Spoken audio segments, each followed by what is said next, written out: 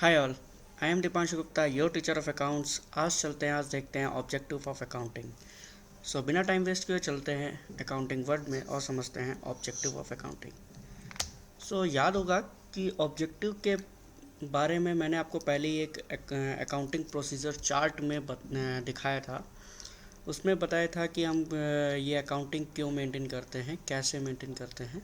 तो उसमें एक सिस्टमेटिक वे थी कि हम पहले रिकॉर्ड करते हैं ट्रांजैक्शन को, फिर क्लासिफाई करते हैं, फिर उसके रिजल्ट्स निकालते हैं, फिर हम उसकी फाइनेंशियल पोजीशंस, फिर हम उससे जज करते हैं कि कंपनी की क्या फाइनेंशियल पोजीशन है। फिर उसके बाद हम उसमें जो यूज़फुल इन्फॉर्मेशन होती है वो हम कम्युनिकेट करते हैं users of accounts. Users of accounts में कौन हो सकते हैं कि जो वो कंपनीज को मेंटेन कर रहे हैं। तो जैसे मैनेजर्स हो गए और गवर्नमेंट हो गई और एम्प्लॉयज़ हो गए, ये सारे लोग यूज़र्स हैं। सो आज चलते हैं आज देखते हैं objective of accounting. Objective of accounting में पहला है systematic recording of transaction. Systematic of recording of transaction में आता है book keeping journal, ledgers and trial balance.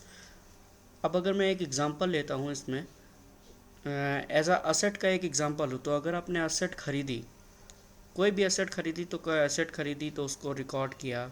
Record कैसे करेंगे? बैंक से पैसा गया हमारे, फिर क्या हुआ, वो एसेट हमने अपने बैलेंस शीट पे दिखाया और फिर उसके बाद मैंने उसमें डेप्रिसिएशन कैलकुलेट किया। क्योंकि डेप्रिसिएशन इसलिए कैलकुलेट करते हैं कि बताने के लिए कि ये जो एसेट है वो क्या लाइफ होगी इसकी, कितना ये मुझे प्रोडक्शन दे सकती, कितने सालों तक मुझे प्रोडक्शन देगी, उसके बिहाफ में हम डेप्रिसिएशन चार्ज करते हैं। वो तो एक कंपनी की अलग पॉलिसी होती है, उसके बेसिस पे फिर हम हर साल उस पर डेप्रिसिएशन चार्ज करते हैं। फिर उससे एसेट की वैल्यू से डेप्रिसिएशन घटाते हैं और पीएनएल अकाउंट में डालते हैं। तो ये एक रिकॉर्डिंग है जिसकी वजह से हम ये समझ सकते हैं कि एक पर्टिकुलर देख सकते हैं कि स्टेप बाय स्टेप रिकॉर्डिंग हो रही, step by step value calculate हो रही। तो ये क्या है? Systematic recording of transaction.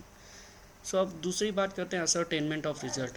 Ascertainment of result का मतलब ये है, जैसे मैंने अभी एग्जांपल लिया, असेट को रिकॉर्ड किया है, उसमें डेप्रिसिएशन चार्ज किया। अब डेप्रिसिएशन जैसे अब असेट की वैल्यू है 1 लाख और उसकी यूज़फुल लाइफ है 5 ईयर।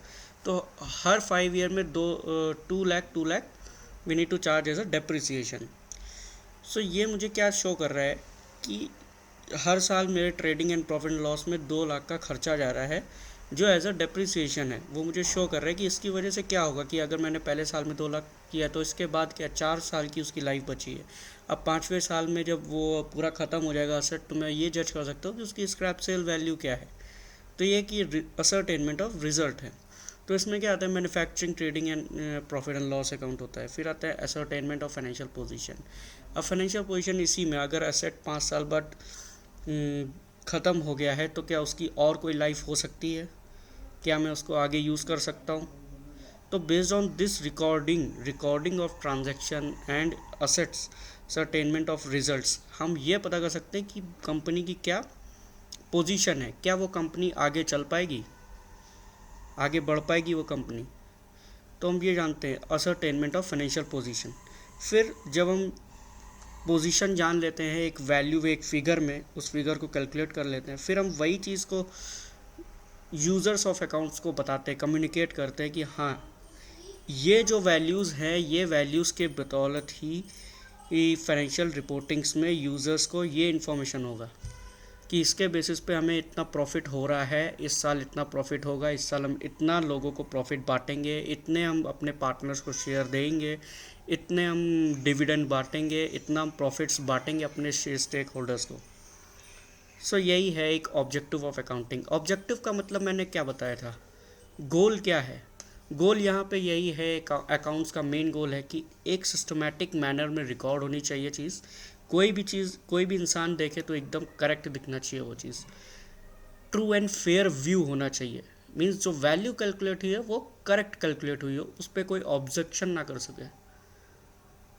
तो वही एक ऑब्जेक्टिव होता है अकाउंटिंग का।